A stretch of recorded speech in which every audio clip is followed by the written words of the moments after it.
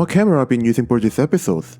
That's right, iPhone 14 Pro Max. What a time we're living with these phones with amazing camera. No need to bring a separate camera, no need to worry about photo shading settings. You just point, shoot, and amazing picture is ready. Even back in early mid 2010s, phone cameras were not the best and you still needed a dedicated camera to get decent pictures in everyday life. Of course, point and shoot cameras were a popular option, not as much as expensive like DSLR cameras, and it was easy to use and small. But you see, social networking was becoming more and more prominent thing among people, and you couldn't instantly share pictures from those compact cameras. You had to take out a memory card, plug it into a phone or a computer, and then unload it. If you could take a picture with decent compact camera and then share them instantly without having to transfer it like you do with smartphones, think of how much time that would save. And that's how the Galaxy camera was born. Despite the name Galaxy it has, this is not a phone. Well, this is a Wi-Fi only model, but there was only a cellular model at launch, and it was not capable of making phone calls or messaging, only mobile data. It's a point-and-shoot camera with a huge touchscreen and much less buttons and runs Android 4.1. It has the same processor as the Galaxy S3, 1GB of RAM, and a 4.8-inch HD LCD screen. This could have been much better if it had Samsung's OLED display, considering it's literally a device made to take pictures, but still amazing compared to the most cameras built in display. And of course, it has a replaceable battery and a microSD card slot, just what a compact camera needs. We have the headphone jack, a micro USB port, a shutter, zoom in and out and works as a volume rocker outside the camera, a hold and power button, a flash button that pops out the flash when pressed, and front, there's the lens.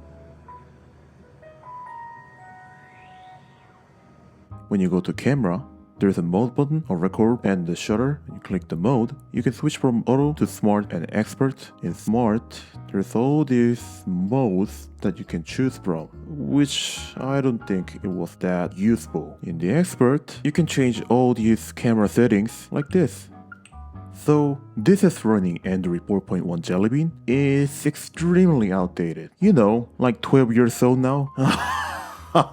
It's almost impossible to use online services with it because it's extremely outdated. Yup, not working.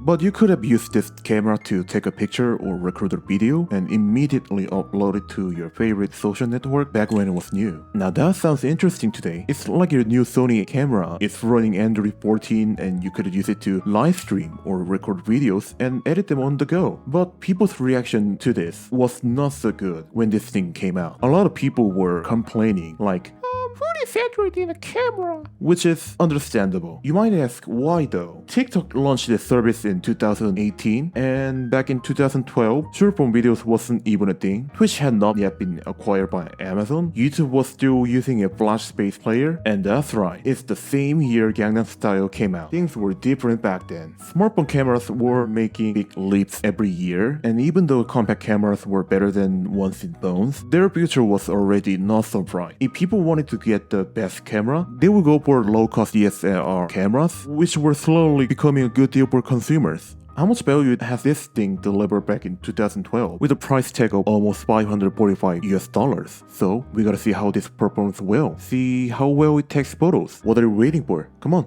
let's go. Let's go take some pictures with this. Let's go.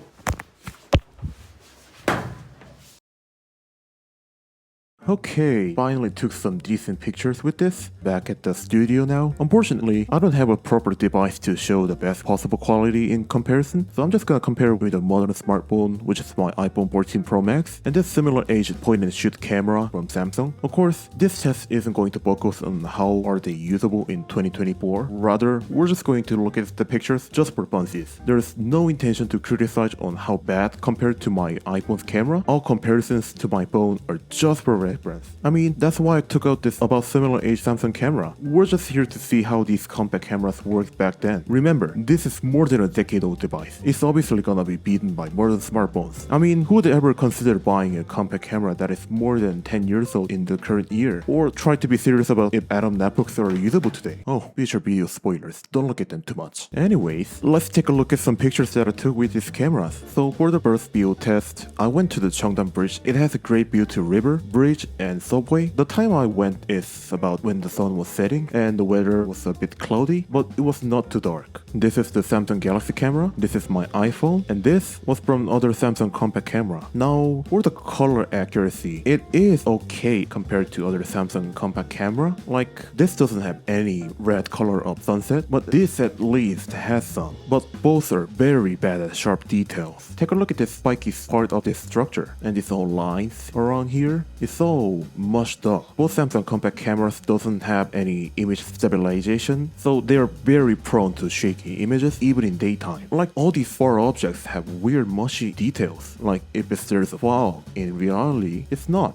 Let's take a focus on these far objects like these. On Galaxy camera, it is putting weirdly saturated image result. Like, these leaves doesn't look this green, and the sky is oddly red, which is also not present in other Samsung camera. Now, this picture is kind of brutal when it comes to older cameras since it has both dark and bright parts, such as these leaves are very dark at the shades, but the sky is still bright. Well, it did manage to catch details of this tower crane at the sky, but all these details of trees are all gone. Things get much worse when it comes to the other camera. Now, as for the video, this Galaxy camera supports 1080p video recording, and the other Samsung camera supports 720p. Their quality is absolutely horrendous. They're both giving weird surveillance camera vibes. Lots of noise, washed out color, much details of darker parts, and this one doesn't even have any sort of stabilization. It just shakes when there's not so significant vibration is happening. This is the Galaxy camera, this is the other Samsung camera, and this is iPhone. Holy, it's like we have washed our eyes. Like, we can see how long the phone camera came out over the last 10 years. Okay, now let's move on to next place. The sun was already set and it was getting darker, so things get very brutal when it comes to nighttime picture. As we can see, there are visible noises at the night sky, but it is understandable. Like, this is the other Samsung camera. Look at all those noises. Wow! This is from iPhone, Galaxy camera, and the other Samsung camera. So now we're even at even darker night sky. This shutter speed had to be lengthened to compensate brightness, and noises are still visible, but it actually got a decent picture without motion blurs. Look at the picture that the other Samsung camera took. There's a whole bunch of noises around every part of the picture, and it still shakes so badly. Now, when we go to the video recording, the noise gets beyond controllable. I'm just not gonna mention about this Samsung camera. I mean, it's giving the security camera vibe a lot. Galaxy camera, Samsung camera, and iPhone camera. Oh boy, no shaking. It looks so good. And also, it is weirdly making overall color bluish, even just compared to other Samsung camera. Again, it's weirdly making overall image too saturated. This is more closer to the actual look. On the next day, I went to the next spot where the special inside out to dim flower garden was. This is the Galaxy camera, the iPhone camera, and the other Samsung camera. I mean, to be fair, it's a bright daytime. It was cloudy day with not that strong sunlight, but not dark. So all this decent picture, which is expected. It has great details, but again, it's making this overall a bit too saturated. Like, take a look at these flowers. On the iPhone camera and the Samsung camera, they didn't. Same goes with the other pictures. They have good details. This is Galaxy camera, the iPhone camera, and the other Samsung camera. Take a look at this. All these three gave decent quality, but again, it's too saturated. I guess it's acceptable, but I wouldn't be happy when I edit them on computer. And after that, I had a must-go Hangang instant ramen to finish the outdoor picture test. And now we gotta see the indoor picture quality test. It's the studio where I'm at, and it was taken with the same light I used to record videos. This is Galaxy camera, this is the iPhone, and this is the Samsung camera. And there are no details whatsoever. It's making overall color too saturated. Highlights are gone. Take a look at this ketchup too. The other Samsung camera, the iPhone camera, and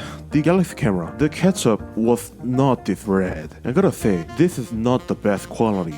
These pictures are all took in auto mode. Maybe the result would be much better if I use the manual mode, but I much prefer to use the auto mode, especially when it comes to outside where you need to take the best moments quickly. When it's daytime, it is good, but the other Samsung compact camera can do that. And the reviews, as expected, not as good as a basic point-and-shoot camera. One review said that it produced images no better than a $200 camera. It looks like this used the same image sensor module as one of the Samsung's other compact cameras, but a lot of Korean reviews said that this was not good, especially in details and color accuracy, which is clearly what we experienced. This likely shows that something was wrong with post-image processing. What happened? To know this, we need to know the background of how this camera was developed. Remember LG announced that they will stop making smartphones a few years ago? Well, LG is no longer making Android devices now. It doesn't mean that their other electronic categories are also terminated. Their home appliances like TVs, fridges, ACs, washing machines are still selling well. They just shut down one of their divisions that made smartphones. The same goes for Samsung Electronics. There are mainly 4 divisions in there now. DX, where most of consumer electronics are developed. DS, where all semiconductors are made. SDC stands for Samsung Display Company, where all Samsung OLED displays are made. And finally, there's Harman. Of course, Galaxy phones are developed in DX sectors, which is divided into 3 major divisions. VD for TVs and monitors, DA for home appliances, and then there's MX, where all Samsung Galaxy phones, tablets, and laptops are made. There used to be a separate team that made digital cameras alongside the phones and tablet development team in the MX division, and that camera team was a separate company that not affiliated with Samsung Electronics before, called Samsung TechWin. It's going to be a super long story if I go deeper than that, so that's for another story in future videos. We just need to know that there were 2 different dev teams, but we're looking at a single device that has characteristics of both a smartphone and a compact camera. Obviously, 2 separate teams had to work together to make this madness. It all started from the CEO of Samsung Electronics has ordered a new camera that uses the Samsung Galaxy's mobility into their compact camera, a camera that could instantly share and upload pictures and videos without having to connect to a computer. Well, obviously, things were not easy when this thing was started to get developed. Nearly 100 developers from 2 teams worked to create this device, which says about 4 times bigger than usual camera development. One article interviewed the development team said that there was a big complaint over whether or not to put physical buttons on the back. Smartphone developers wanted to replace most of the buttons with a touchscreen, while camera devs wanted to keep the physical buttons. The biggest complaint, they said, was whether to keep the video button or not. Well, now we can see that only shutter, zoom, flash, and power buttons survived, and all other buttons were crammed into touchscreen UI, which is of course controversial. I mean, it's a good thing that the screen is huge compared to